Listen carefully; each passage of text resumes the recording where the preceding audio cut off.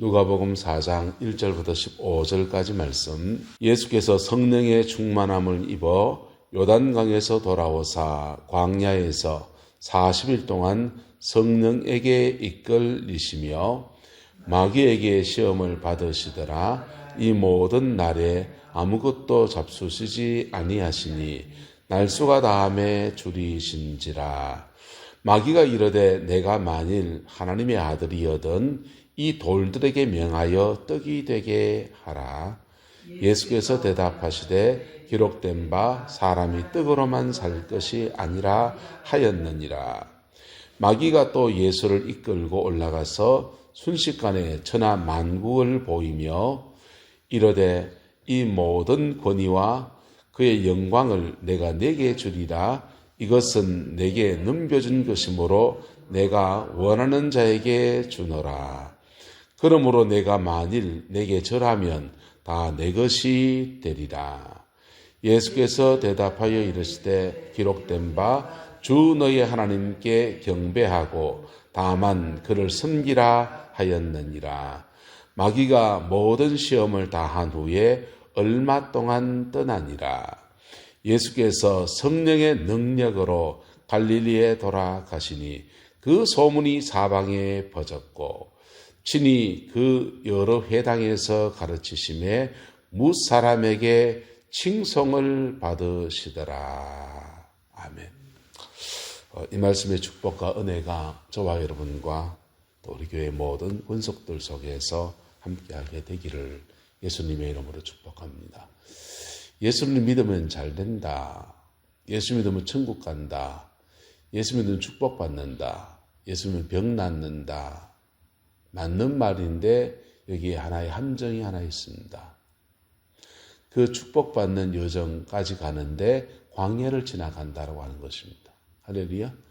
이스라엘 백성이 출애굽을 해서 애굽에서 나왔습니다. 구원받은 건 너무 감사하고 호개가 갈라지는 능력을 가진 하나님의 능력을 보았습니다.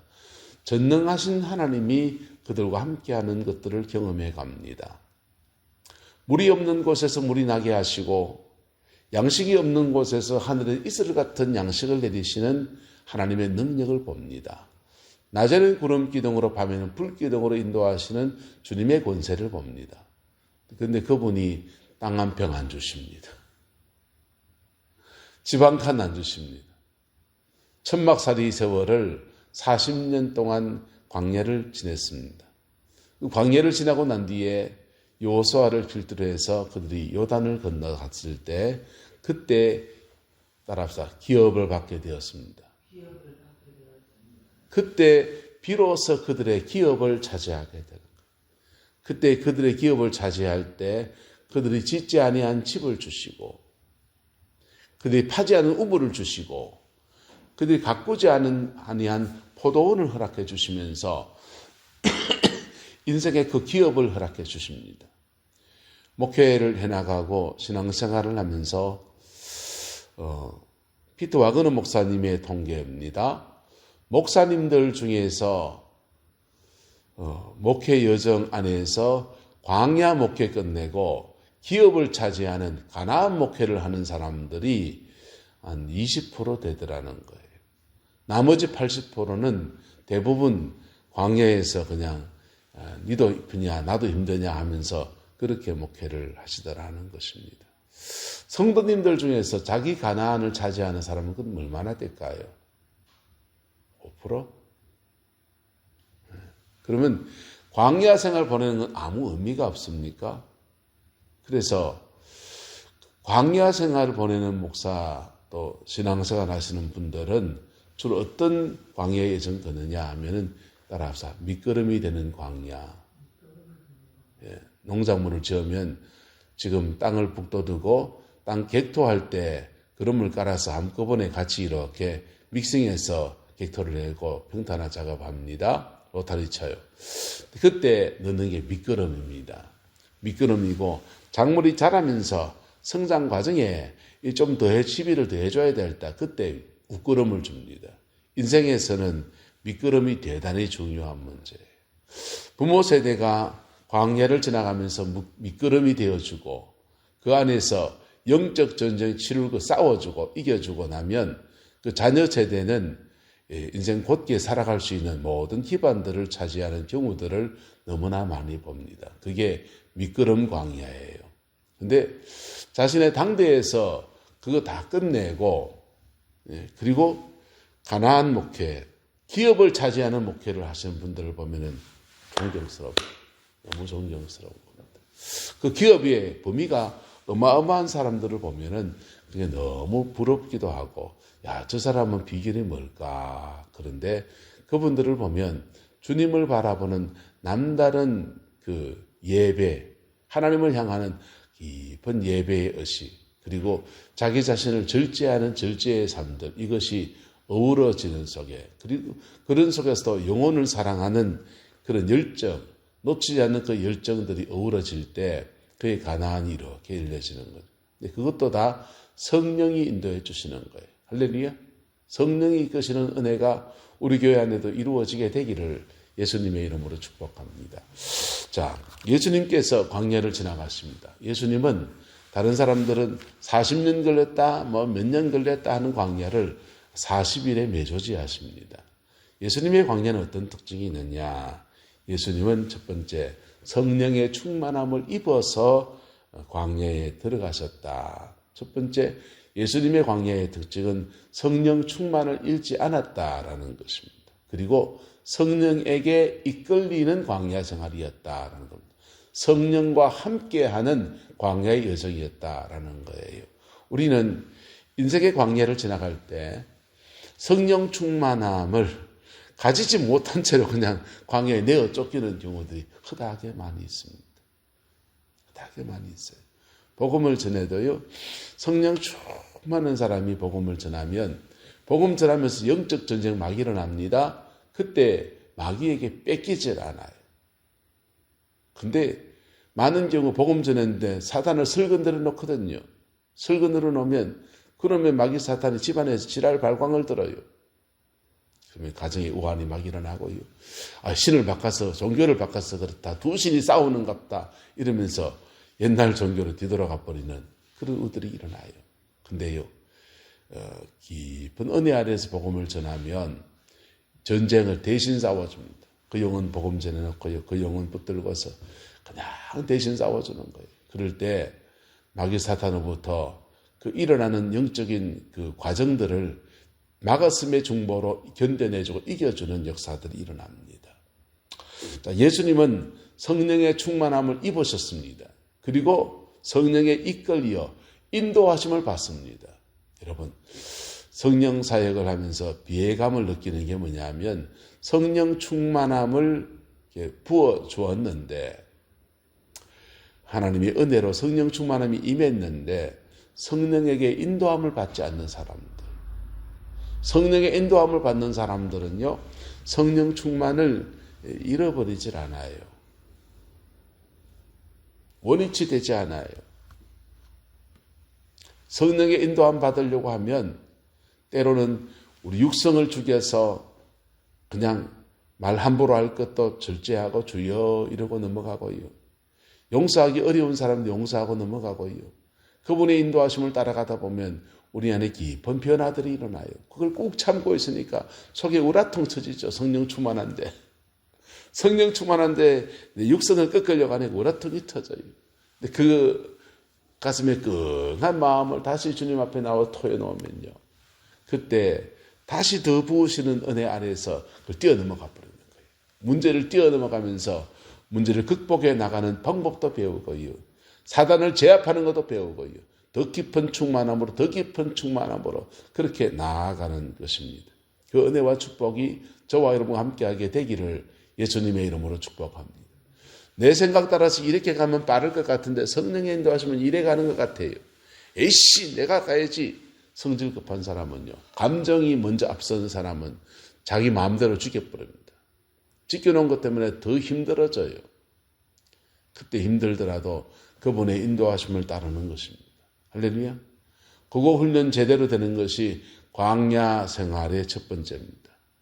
군대 가면 처음 훈련받는 훈련병에게 체험시키는 훈련이 뭐냐? 제식 훈련이에요. 앞으로 가, 좌로 일보, 우로 일보, 뒤로 돌아가. 그거 앞으로 굴러 뒤로 굴러 명령에 복종하는 훈련을 시킵니다. 왜요? 군대는 군인 한 명 한 명이 소모품이 될 수 있거든. 그래서 총탄이 비오듯이 떨어지는 그런 전쟁터 앞으로 하면 가야 돼요. 예.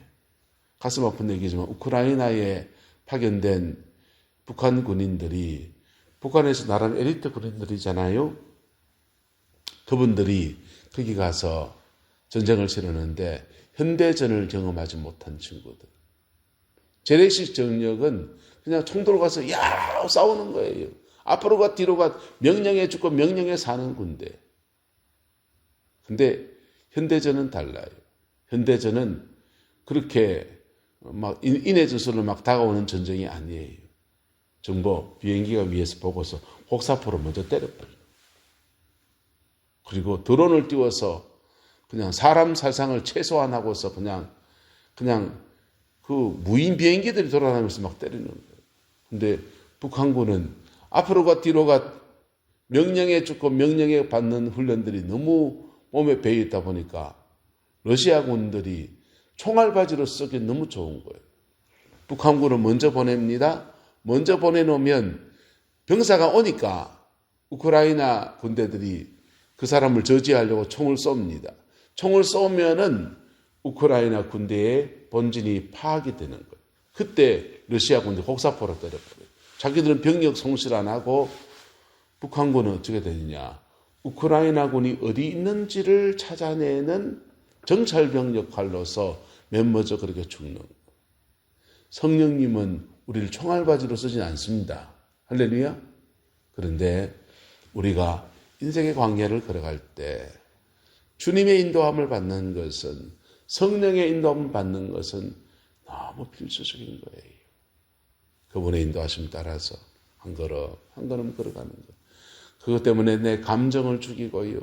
내 육성을 죽이고요. 내 욕심을 내려놓고 아이고 이거 가면 돈을 손해볼 것 같은데 그래서 그 길을 걷는 거예요. 그럴 때 성령의 인도함 받는 훈련 받는 게 첫 번째 제일 중요한 문제입니다. 우린 지나간 인생의 광야 여정에서 어땠습니까? 어긋난 길, 각기 제 길로 갔거늘 내 마음대로 간 적이 얼마나 많습니까? 감정 따라서 그냥 막 터트려놓고 그런 일이 얼마나 많았습니까? 다 사실 회개할 제목인데 감사한 것은 예수님은 끝까지 견뎌서 승리했다면 우리에게는 또 다른 승리가 하나 있는데 따라합시다. 어린 양 예수의 피로 승리합니다. 우리는 광야 길을 걸을 때 그분의 인도하심 놓쳐서 수없이 길을 놓쳐요. 그런데요, 우리에겐 또 다른 승리가 하나 있습니다. 어린 양 예수의 피로 넘어진 그 자리에서 쓰러진 것. 주님 지난날 돌아보니까 왜 그렇게 어긋난 길로 갔던지, 왜 그렇게 각기 제 길로 갔던지. 근데 주님, 나 십자가 앞에 있어요. 나 그거 잘못했어요. 그럴 때 예수 십자가의 은혜가 우리의 모든 상처를 싸매시고 죄된 것들을 고치시고 그래 됐다.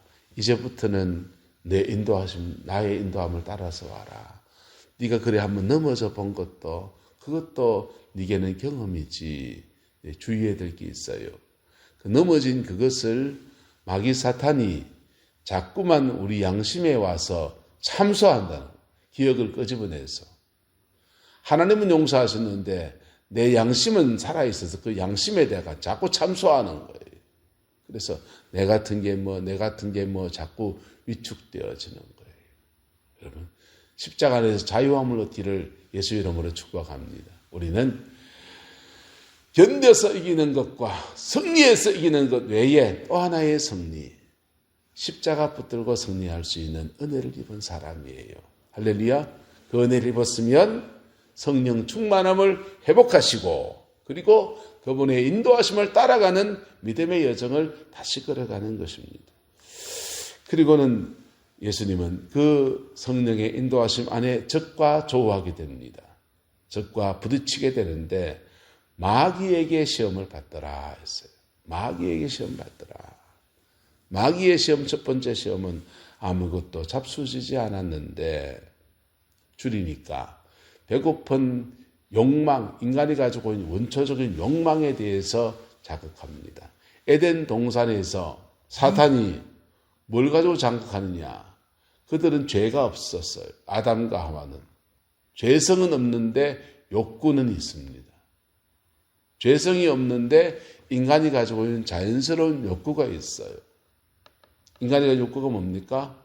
식욕, 성욕, 기본적인 욕구예요. 욕구는 하나님이 허락하신 겁니다. 그 자연적인 욕구로 죄를 짓도록 만드는 것이었습니다. 우리가 가지고 있는 욕구가 있습니다. 먹어야 되고요. 자야 되고요.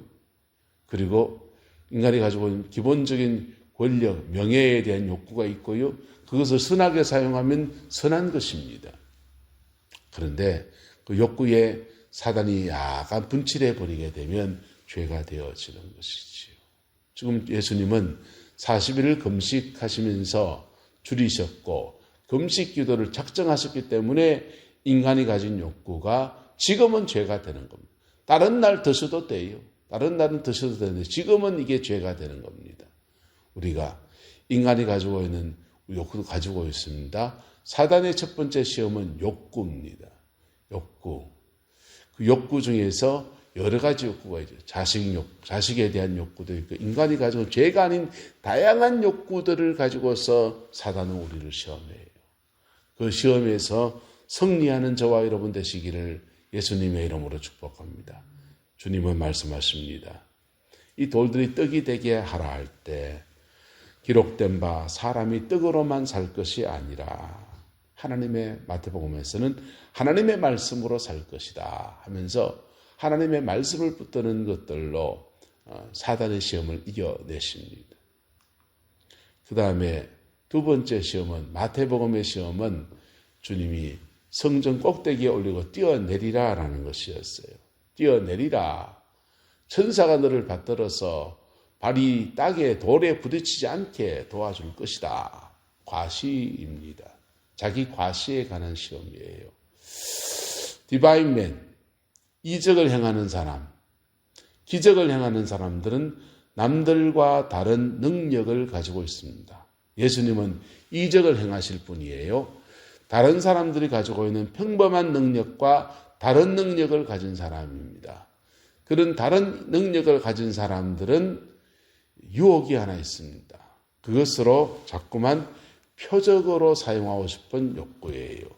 내가 이런 사람이야 라고 하는 자신을 돋보이게 하고 싶은 그런 욕구가 있습니다.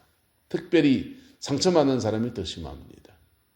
은사를 받게 되고 디바인맨, 이적의 사람이 되면 내가 귀신을 얼마나 잘 쫓아내는데 내가 병자를 고치는 그런 이적이나 또는 금리발을 바꾼다, 바람이 불어서 뒤로 넘어지게 한다, 성령의 임재하는 넘어진다, 넘어질 수 있습니다. 너무 떨어질수록 자빠들어지고 성령 충만하면 됩니다. 그런데 그것이 자기 과시적인 것이 되면 안 돼요. 그것을 성령의 표적 사역이라고 그래요. 표적 사역은 그 표적을 통해서 하나님이 살아계시는구나, 하나님이 지구에 함께 하시는구나, 이런 것들을 보여주는 사역들입니다. 금리발이 됐습니다. 금가루가 떨어집니다. 금리발은 치아에 도움이 되긴 되네요. 금가루가 떨어집니다. 쏙하게 쌓일 수 있어요. 온 손에 다 덮이기도 합니다. 자, 그 금가루 모아가다 금은방에 파서 돈 만들고로 그럴 수 있습니까? 그렇지 않아요. 이상하게 오래 보다가 금가루가 떨어지면 떨어졌는데 그거 이렇게 좀 있다 보면 사라져 버려요. 이게 뭐냐면 따라서 주님이 나와 함께 하시는구나. 주님이 나와 함께 하신다는 것을 사인으로 보여주는 거예요. 이것은 사람들의 실생활에 아무런 도움이 되지 않아요. 근데 질병을 앓고 있는 사람에게 치료의 은혜가 임하는 것은 그 사람을 자유하게 하고 그 사람의 생활과 삶에 큰 도움이 돼요. 사람들의 삶의 자리 안에서 악한 것을 가져오는 사단 마귀를 제압해 주는 것은 그 사람의 영혼에 큰 도움이 돼요. 믿음으로 살아가는 데 큰 도움이 되고요. 자기 인생을 살아가는 데 놀라운 역사예요. 이거는 하나님의 이적에, 하나님의 우리를 위한 사랑의 이적이라면 이거는 표적이에요. 표적이 필요할 때 있습니다. 요한복음에서는 예수님의 이적 중에서 몇 가지를 중요한 것을 뽑아서 표적을 말했습니다. 그 표적을 통해서 예수가 하나님의 아들이신 것을 증언해 주려고.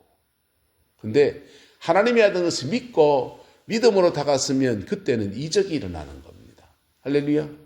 저는 우리가 섬기는 교회 안에 성령의 역사가 더 강하게 일어나기를 소망합니다. 근데 표적이 아니라 이적이 충만해지기를 바라요.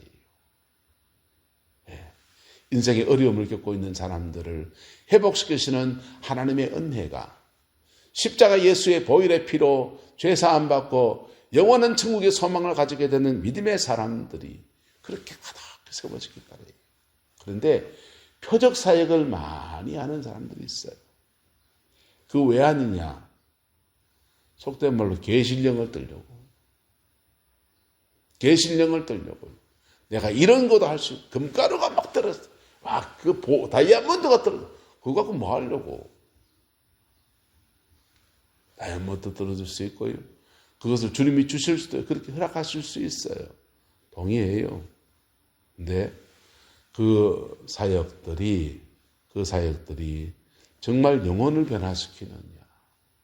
하나님이 살아계신 것을 보여주는 사역으로서 주님이 우리를 사랑하는 징표로 오늘 다이아몬드가 누가 떨어졌다네요. 금가루에게 내렸다면 주님이 정말 살아계십니다. 십자가 예수 그리스도의 죽으심이 진짜 사실이거든요. 그 은혜 앞에 우리가 나갑시다. 그렇게 사용된다면 그 표적은 아름다운 것입니다. 할렐루야. 그리고는 표적을 경험하면서 표적에 머물러 있는 것이 아니라 성령의 깊은 은혜 안에서 그리스도 안에 주어지는 어마어마한 하나님의 기업들 속에 나아가는 은총의 역사로 그렇게 끌어내기를 주의 이름으로 축복합니다. 세 번째 사단의 시험은 예배의 문제였습니다. 천하 만국을 보이면서 이 모든 거리와 그 영광을 내가 내게 주리라 라고 말합니다. 이 모든 천하 만국의 모든 권위와 그 영광을 내가 너에게 주겠다. 이것은 내게 넘겨준 것이다 라고 말했습니다. 넘겨줬습니까? 빼앗긴 겁니다. 천하 만국 이 모든 권위는 누구의 것입니까? 아담의 것입니다. 하늘은 하나님의 권위 안에 있고 땅은 아담의 것입니다. 아담의 권위 안에 있는 거예요. 근데 아담이 죄를 져보니까 아담을 타고서 사단이 모든 권위를 행사하고 있는 것입니다. 빼앗긴 것입니다. 빼앗겼는데 이거 지금 내가 다 가지고 있거든. 근데 네 나한테 절하면 이거 네게 줄게. 그렇게 말합니다. 그리고 내가 원하는 자에게 난 줄 수 있다라고 말합니다. 사실인데 주님이 이거 넙죽절하면 예수님은 왜 오셨습니까? 따라서 빼앗긴 것을 되찾으시려고. 빼앗긴 아담에게 모든 만물을 보이시면서 다스리라고 하시고 첫째 날, 둘째 날, 셋째 날까지 지은 것들은 넷째 날까지 지은 것들은 하나님이 다스리시고 다섯째 날, 여섯째 날 지은 것들은 이 땅과 땅에 속한 모든 것들을 다스리죠. 하나님의 형상대로 지음받은 인간에게 맡겨서 너 다스리라 했는데 하나님의 그 말씀이 끝난 건 아니에요. 죄인이어도 여전히 인간이 다스립니다. 문제는 그 죄인된 그 인간을 타고 사단이 역사하는 거예요. 잘 다스리라고 임금님 뽑아놓고 대통령 뽑아놨는데 그 권위를 가지고서 죄 짓는 데 사용해버렸어요. 불의의 권위를 사용해버렸어요. 권위를 가진 사람들, 권위를 주었는데 그 죄인된 사람들이 그 권위를 잘못 사용하는. 자녀를 잘 다스리고 잘 길러내라고 압이 되고 음이 되게 했는데 십자가 보혈의 피 안에 구속되지 못한 사람이 되다 보니까 자기의 죄성을 따라 자녀를 양육하고 자녀를 길러내다 보니까 엉망진창 화장청진창이 되어지는 사단의 권위 아래 들어가는 원리가 그래 되는 거예요. 근데 나한테 저라면 나 이거 다 네 줄게. 너 십자가 말로 지노? 후고생을 말로 하노? 근데 절마 한 밤만 해라. 네. 예수님 말합니다. 기록된 바 주 너의 하나님께 경배하고 다만 그를 뭐하라? 섬기라. 오늘 시대의 마지막 최후의 싸움이 뭐냐? 예배 싸움입니다. 예배. 예배자가 되느냐? 예배하느냐? 예배하지 않느냐? 돈 안 좋아하는 사람 아무도 없어요. 공산주의, 자본주의인데 자본주의의 승리로 체제성삼은 사실 끝났습니다. 자본주의가 승리했습니다. 지구상에 더 이상 제대로 된 공산주의는 없어요. 왜곡된 중국이 공산주의입니까? 공산당 일당 독재를 하지만 실제로 사회 시스템은 자본주의예요. 러시아 공산주의입니까? 아니요. 자본주의 국가입니다. 북한 공산주의입니까? 공산주의가 졌다고 합니까? 공산주의는 모든 국민을 공무원해서 모든 국민에게 공평한 양식을 공급해주고 하는 게 공산주의예요. 근데 북한은 공산주의 아니에요. 저거는 김일성 일당 왕조 체제지. 어쨌든 자본주의의 선언으로 끝났습니다. 자본주의의 명칭이 뭡니까? 자본주의는 물신숭배입니다. 자본주의의 극치는 물신숭배, 돈숭배입니다. 예수님 말합니다. 너희가 하나님과 재물을 겸하여 섬기지 못한다. 우리는 이 무신론의 사회 안에서 대놓고 산에 가서 돌한테 빌지 않습니다. 자식 달라고 돈한테 빌지 않아요. 그런데 우리는 우리가 추구하는 모든 것들에서 지금은 무엇을 숭배하나? 돈 숭배하고 있습니다. 돈 숭배하고 있습니다. 하나님이 만드신 피조물을 숭배하고 있어요. 우상 숭배입니다. 우리는 예배해야 됩니다. 할렐루야. 예배하는 자에게 재정은 붙여주시는 거예요. 그리고 그 재정을 하나님의 기업으로 알고 선하게 사용해서 하나님 나라의 아름다운 일들을 이루어가는 여정을 걸어가야 됩니다. 근데요, 영국 제국주의 시대, 스웨덴 제국주의 시대, 그런 시대에 사람들이 황금 만능주의에 빠져서 온갖 돈 숭배하다가 그거 하나님 다 거들냈지 않습니까? 그리고는 세계대 2차 대전 끝나고 난 뒤에 전 세계가 미국의 제국주의는 다른 나라를 침탈하지 않았어요. 금융 시스템을 통해서 국부가 미국으로 몰리는 그런 구도를 삼았습니다. 그런데 평화로운 시간이 지나가기도 하고 그 시기 동안에 전 세계에 발달한 게 무신론입니다. 하나님을 예배하지 않는 것. 그리고는 예배의 대상을 바꿔놨습니다. 월가에서는 돈 숭배를 하고요. 축구장에서 와 스포츠 숭배하고요. 스타를 숭배하고요. 그런데 하나님을 예배하지 않습니다. 무신론의 시대에 우린 살아가요. 예수님 말합니다. 주 너희 하나님께 경배하고 다만 그를 섬기라. 그리고는 십자가의 그 외로운 길을 걸어가시는데 그때 모든 시험을 다한 후에 사단이 얼마 동안 떠나리라. 어떻게 떠나니라? 완전히 떠나니라? 천국 가서 될 일입니다. 얼마 동안 떠나니라.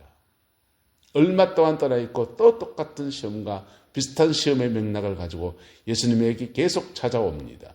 때로는 베드로를 통해 찾아오고 무리를 통해서 찾아오기도 하고. 근데 떠나갑니다. 그 다음은요. 예수님께서 성령의 무엇으로 능력으로 무엇으로요? 능력으로 공생애가 시작되는 거예요. 예수님의 광야를 끝내고 다른 사람의 인생의 광야를 지나가는 사람들을 제대로 복음으로 도와주는 예수님의 공생의 사역이 그렇게 펼쳐지는 것입니다.